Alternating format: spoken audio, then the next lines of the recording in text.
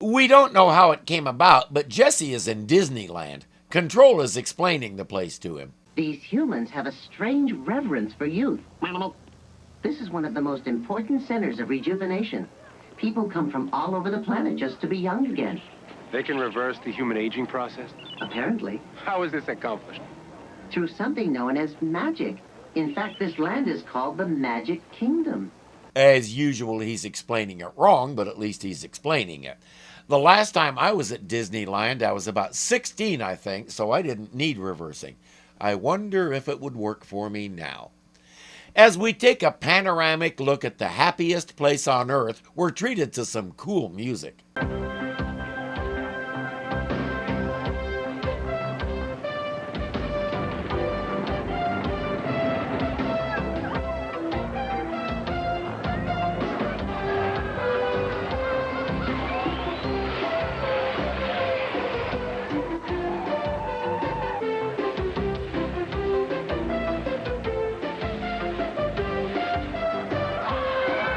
Stop rolling your eyes. I like that song. I liked the ride. My sister and I went on it 3 times.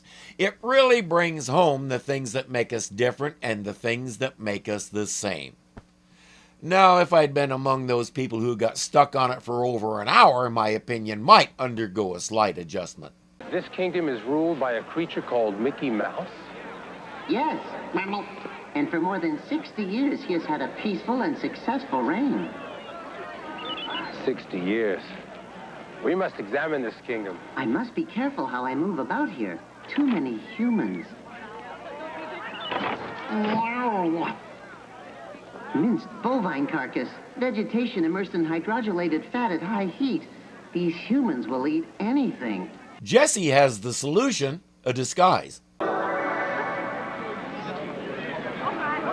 Control, it is not so unpleasant to be with you, as long as you can't speak. Excuse me, sir. Could you help us out here a second? Yes, I'll help. Great. The family and I would appreciate it if you could take a picture of us with Goofy and Donald. I'm not familiar with this equipment. There's nothing to it. You just look through that little eyepiece there, and as soon as you see a smile, you click that little button. Jesse needs to remind this guy that this is a favor, not an obligation. He talks to me like that, I hand it back to him and say, that's too complicated for me. Daddy, I want a balloon like that. As soon as we take the picture, Stevie. I want it now. In a minute, Stevie. After we take the picture. No, I don't want to take a picture. I want the balloon. All right. Everything that kid knows he learned from Veruca Salt. Jesse won't sell the balloon, the kid keeps crying, and as Jesse moves on, we realize that Dad surrendered his danglies to his son a long time ago. Hey, you know you're breaking the kid's heart. What's the matter with you? You're not human. What do you know? Even a walking doormat is right once in a while. I tried to help the man, and it ended in great hostility. I don't know when humans really want to be helped. If you hadn't tried to transform me into a balloon, this never would have happened. I should have given you to that little human. Hey, Jesse's loosening up a little. He's learning to give as good as he gets when Control starts getting snarky. I'm not taking any more chances with your ideas. There are many places for me to hide in my camouflage mode. I will survey the kingdom on my own. And what will I do? Enjoy yourself. As the humans say, all work and no play makes Jack jump over the candlestick. Exactly. That's why I don't work, I do this. And you know something? Most of the time it's more work than I ever did in any job. And I love it. You folks make it worth the effort. We shall discontinue suck-up mode in 3, 2, 1. Oh, go suck your pipe. Can't do it. It's not real, you see. It's just a prop. I really do mean what I say about my viewers. Yes, I know. But you get so delightfully defensive when I suggest otherwise, I simply can't help myself. Oh, I see. It's a mental disorder. And I even know the name of it. It's called being a dick. Here it was. I saw you looking around. Was it fun, guys? Yeah, just like riding in space, Mom. Can we go on the Thunder Mountain? Oh, no. We're going to save that for next time, remember? Oh, Dad, we just want him. Don't want to overdo it the first visit, Plucky. Think what we'll have to look forward to the next time we come. Jonathan, we've been here all day. I got a ton of work waiting for me at home. Come on. I don't know about you two, but I'm getting a cheeseburger attack. Yeah. Okay, all right. We'll fight off your mother's cheeseburger attack, and then... We gotta use the Crystal Arcade and the Cactaneo. Quality time, dear. Well, the boys at the lab would like some quality time with me, too, you know? The boys at the lab won't remember a day like this with you for the rest of their lives. Your son will. Adam Arkin had been a successful character actor for a good 20 years and was going strong. 5 years later, he would get his slice of immortality as Dr. Aaron Schutt on Chicago Hope. As far as I'm concerned, his greatest strength there was his ability to play off all the other characters equally. You know what I mean. There are some acting combos that just click with each other and can almost read each other's thoughts about playing a scene. He did that with all of them. There was never an awkward scene with him and someone else that wasn't written to be awkward. Jesse makes his way around the rides in a sequence that really brings back memories. I have been on every ride that appears in the show, including this one.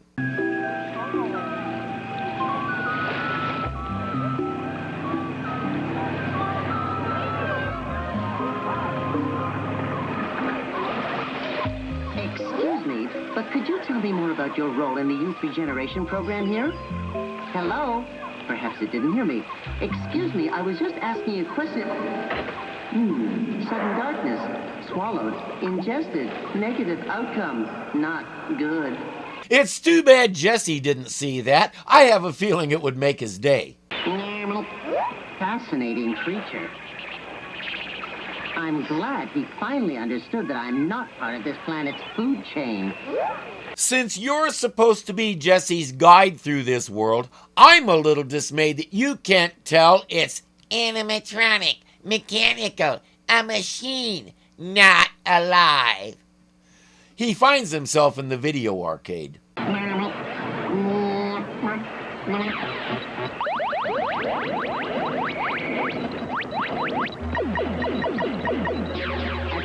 Obviously designed for an inferior intelligence. Then why could I never break 1,000 in Space Invaders? Wait, don't answer that. I win again. None of these contests offers me the slightest challenge.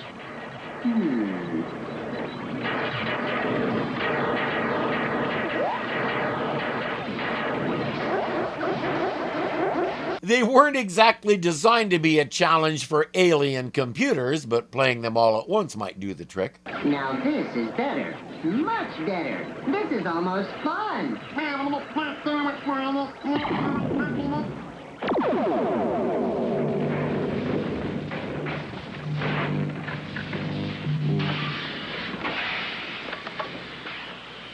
Except if that happens, everything went kablooey, including control.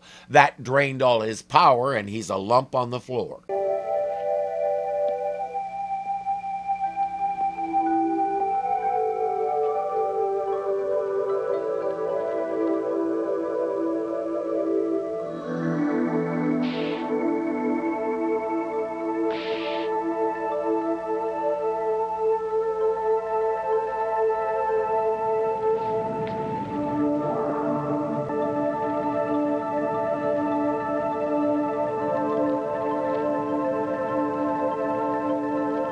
Correction, he's a lump in a bag.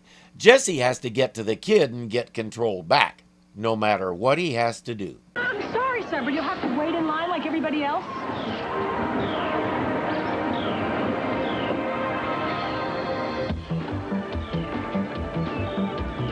Quick, call security. He climbs straight up the side of the fake mountain until he gets ahead of the cars, and then...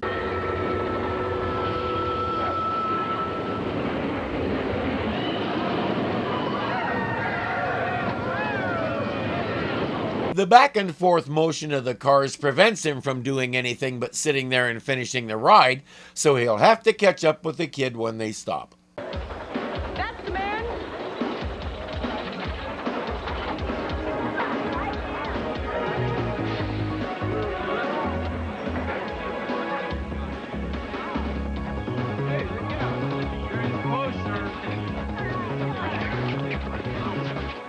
sorry, sir. We can't tolerate this kind of behavior at Disneyland. Or not. But as he's exiting the park, he sees the family get into a station wagon and pull away.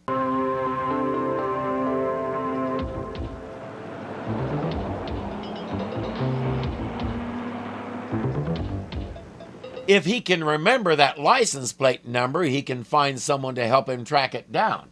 He may as well start with the police. Strength can move mountains, but strength can't brush away tartar. I found this show in exactly one place, a playlist right here on YouTube. If you want to watch the show, or at least all of the episodes, that's your option, and I thank the owner of that channel for doing it. But we're watching VHS captures from the TV, probably made ages ago, and some of them have degraded over time.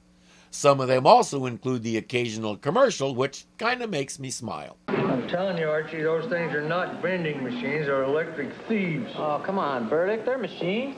They mess up, I'll take care of it, it's no problem. Got anything, Burdick? Yeah, I got a big story for you, Sullivan. Grand theft by vending machine. Ah, Burdick. I'll just go check the book, okay?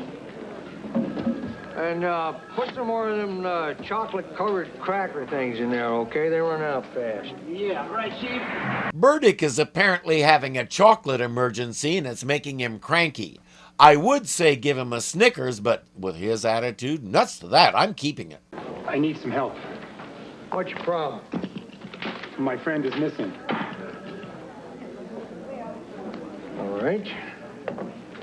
You get started filling out these I-12s, and then you can fill out these 604s in triplicate. His motto is, we're the police. We're here to swerve and deflect. Triplicate. Yeah, and use a ball point.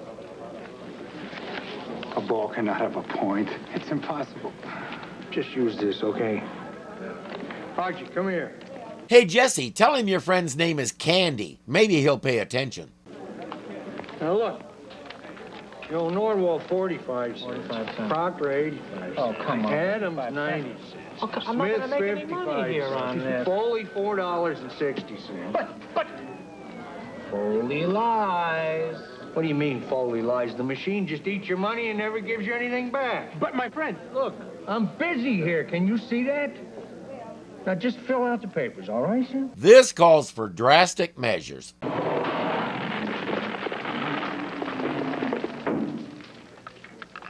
I need help. Well, you're not getting it until you stuff 2 of those in his mouth. And you're going to get it.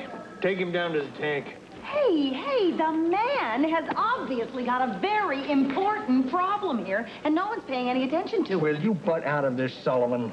Sullivan, Chronicle. What's your name? Jesse. Well, Jesse, did you know that this precinct was called on the carpet just last month for slow response time? This is exactly the kind of story she's been hoping to get. It's not hard to see that she and Burdick have a running feud, and if she can write something that'll get him in trouble, it'll be the perfect day. Under pressure from Sullivan Chronicle, Jesse thinks that's her name, Burdick will listen. Tell him about your friend. Male or female?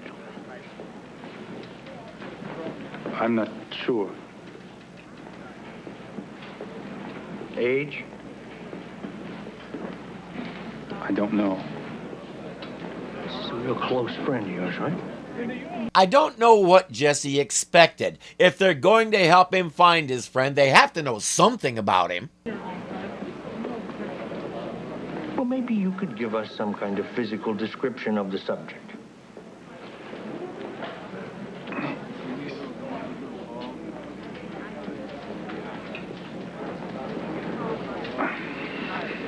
No. He suddenly realizes he can't tell them anything. If he'd been thinking, he would have said he lost a device or object that's very important to him, and he has an idea how to locate it, but he needs help with that. But to him, control isn't a thing. He's a pain in the ass. You getting all this, Sullivan? I can't tell you. Well, you've got a real story here, Sullivan, but it belongs on the food pages. Fruit cake. Go choke on a Twinkie. He wins this one. She is not happy with Jesse. She stuck her neck out for him and he drew a line on it and wrote "Chop here." Our boy, Jonathan Newcomb by name, is studying his new acquisition. His dad is a computer geek of some kind, so he's already more computer proficient than the average adult of 1989. I was teaching computer applications at a community college at that time, and I can empirically verify what I just said. Jonathan has figured out that this thing is electronic. Since he found it at the arcade, he suspects it's some kind of futuristic video game. If I attach it from the computer to what? There's nothing to attach it to. Yeah. Hey, you got a new microscope. Yeah, Dad got it for me. He's gonna show me how to use it as soon as he has the time. I bet we could figure it out. Come on. Speaking of figuring it out, Control has the answer to the attachment problem. Oh, wow, it automatically turns on. See, I knew we could do it. Yeah, pretty neat.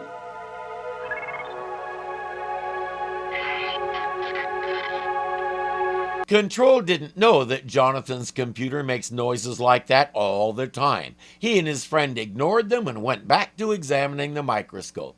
Control also didn't realize that the computer was too primitive to create speech. The best it could do was make fart sounds. Every time he made it do so, Jonathan punched his friend in the arm and told him to knock it off.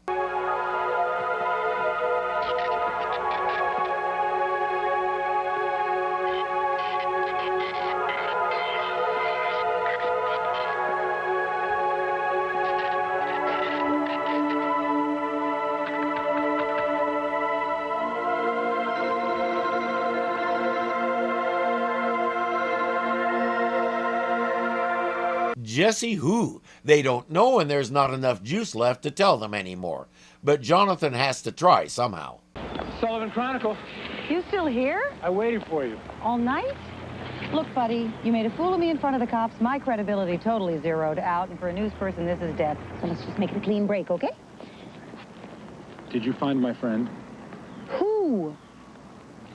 The million people. You said you'd get them to look. But, Jesse, if you can't even describe your friend, how can I write a story? He's asking her to tell people, look for someone missing. Missing from where? There's nothing to tell them. She's starting to suss out that maybe this is some kind of secret thing. Government project, maybe? The last time we saw Robin Riker was in Misfits of Science. Her parents were both second-generation stage performers, so acting is pretty well genetic for her.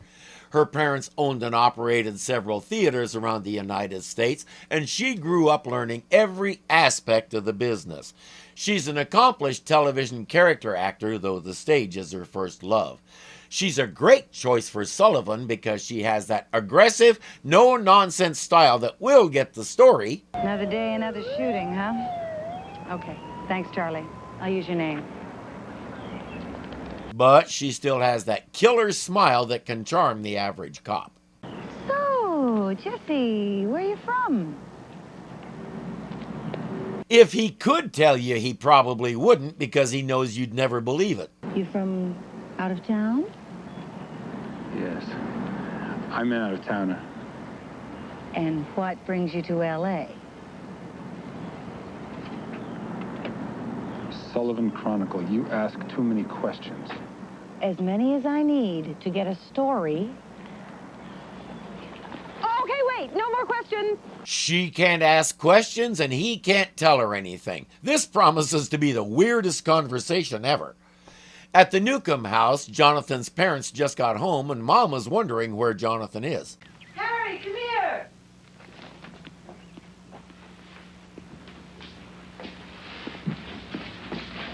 What in the world is this? A new toy? Where did he get it? I have no idea. Honey, this is not a toy. I've never seen anything like this in my entire life. He's calling a friend who knows more about computer hardware than he does. He's more of a software guy, which warms my heart. When I was working on computers, I hated doing hardware. All the guys around me loved hardware because it's easy, just swap a board. I liked the software challenges. My motto was, with Windows, I always win, and it is a war. Another one I used was, I have a love-hate relationship with Microsoft. On the one hand, they keep me in business. On the other hand, they keep me in business. Never once did I have to explain that. But Jonathan knows this means trouble. Off a satellite? No, I don't think so, Herb. There'd be evidence of extreme heat from falling through the atmosphere. No, you really got to see it. I don't know where Jonathan found it. No, he isn't home. Well, I'd kind of like to pull it apart and take a look at the circuit boards. Then again, trouble may be too soft a word for it. That's the name you saw on the back of the car, you sure? Chesterton. That was the name of the car. Well, if they are the ones who sold a car to the family who took your buddy, then I'm sure we can get their address. Remember what I said about the license plate? Yeah, nobody told him what part of it is important. They finally identified the car as a maroon station wagon. It required the strangest game of 20 questions ever because Jesse doesn't know what a station wagon is. For that matter, he doesn't know what maroon is. Still, they have the address. It's like Mom says when I have a cold. You've got to stay warm. Don't worry. We'll find Jesse before they find you.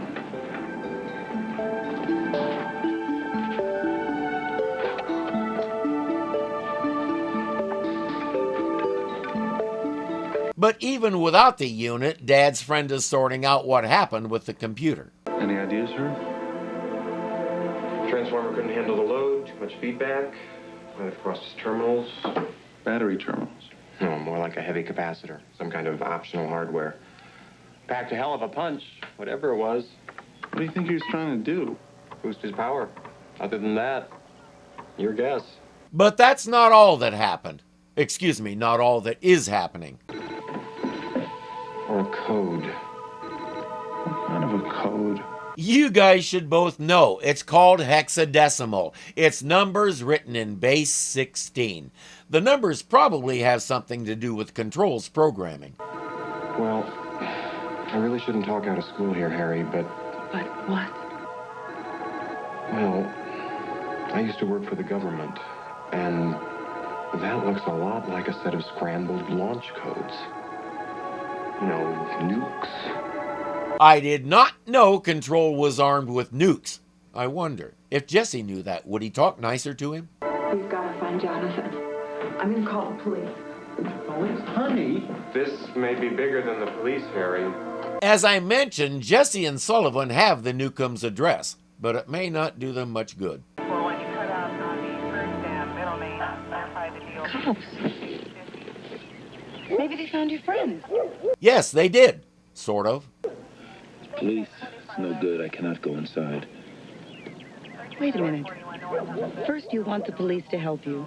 Now you want to avoid them. What are you mixed up in, Jesse? Are you in some kind of trouble? I don't know. Well, if you are, you certainly made the big time, fella. That's a federal government car.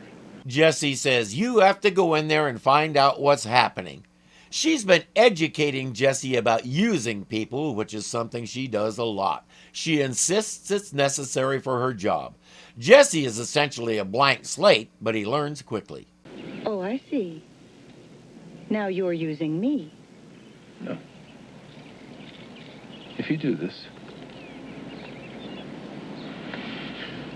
I will answer your questions. Well, Jesse, whoever the hell you are, you got yourself a deal. And now our one and only recording of this episode starts getting strange.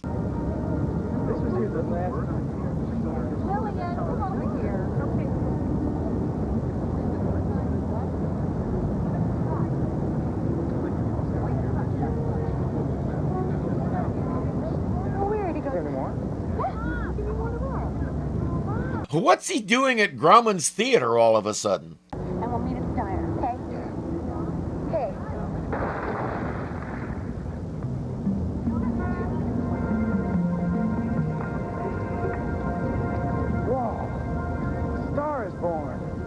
I cannot tell you what this sequence is doing here. Suddenly, we have about 8 minutes of footage from the next episode spliced into the middle of this, and it's in every copy I could find. I know VHS was sometimes hard to figure out, but really? We'll save it for next time and skip ahead. We have to sort out that somehow the adults caught up with Jonathan, took the thing, and gave it to the boys down at the lab. What happened when Sullivan went to the door? No idea, and no way to find out. So what's he talking about? That thing wasn't alive. No, of course not. I mean, of course, if it was, I'd have to report it to the animal welfare people. That's the rules. No. They've had it down at the lab for an hour. It's got no heartbeat, no electrical charge. It doesn't breathe. That sounds dead to me. Well, if it ever was alive, it sure isn't now. We can also sort out what Jonathan is trying to tell them, but nobody ever listens to the kid.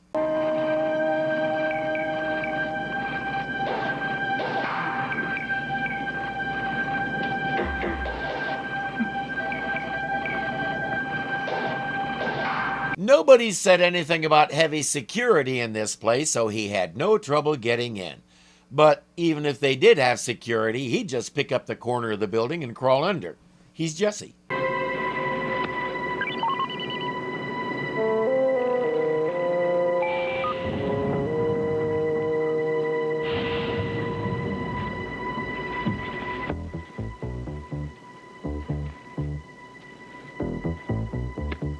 Improper identification.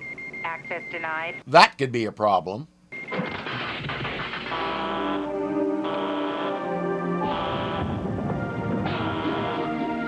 Or not. He seems oddly unconcerned about the alarm, too. I would hope by now he's seen and heard enough of them to know what it is.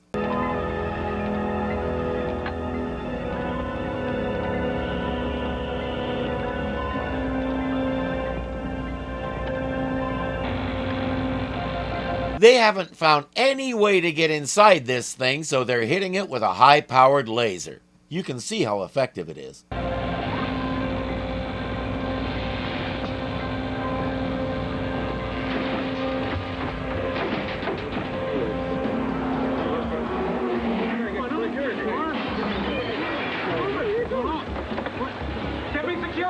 Is there a wall in your way? No problem. He grabs control and starts running. Come back here! Hold it right there. But not very far. They have him. I am trapped.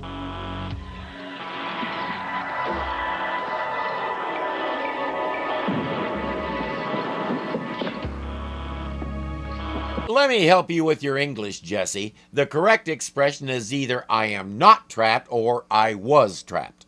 The thing, the crazy man burst in and took it and practically demolished the lab in the process. Jesse. Sullivan is good enough at this that now she realizes that thing is the friend he was looking for.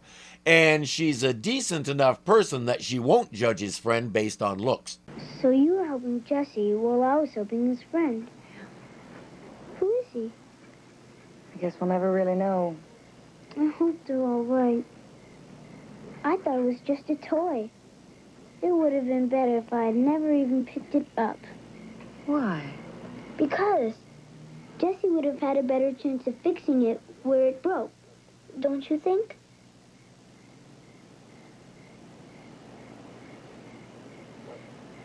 Wait! Suddenly, Jonathan knows where they'll be.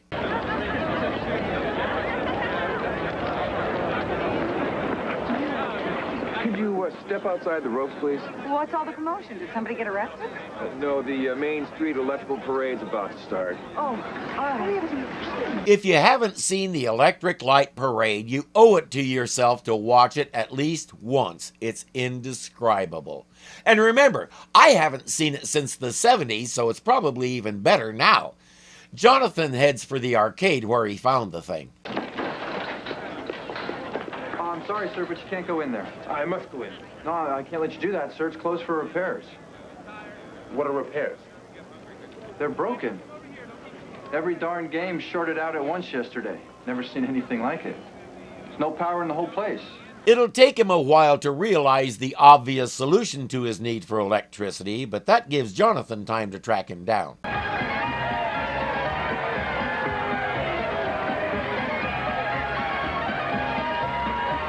I got to operate one of those kind of spotlights once. Trust me, there's plenty of juice there. All he has to do is get access to it.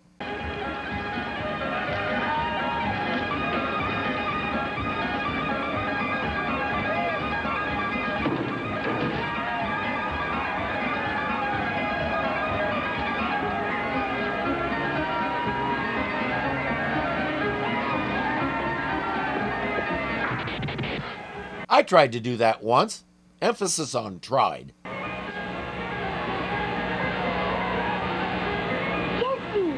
don't let him die. I will try. But now you must stand away. I have to let this run. If I hit a copyright snag, I'll deal with it.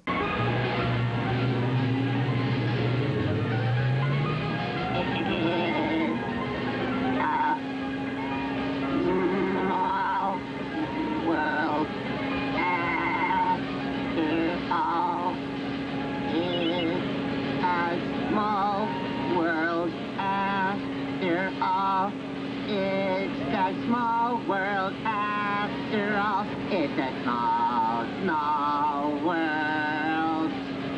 You did it, Jesse. You saved his life. No, Jonathan.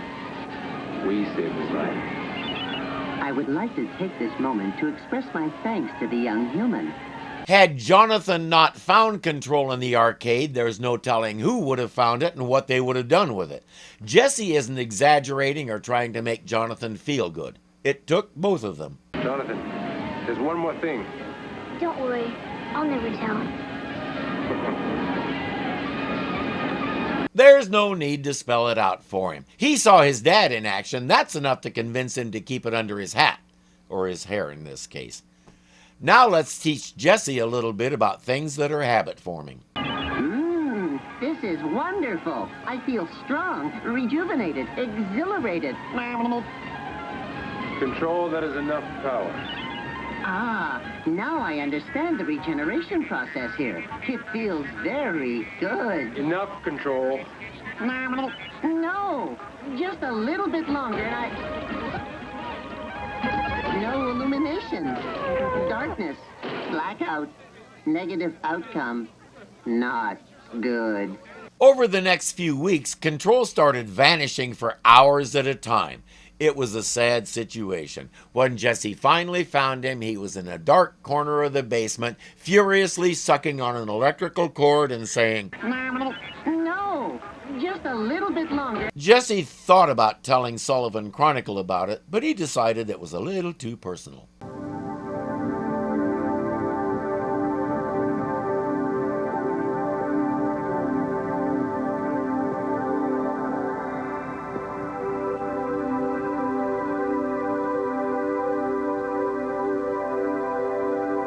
But, okay. His ability to... Back to...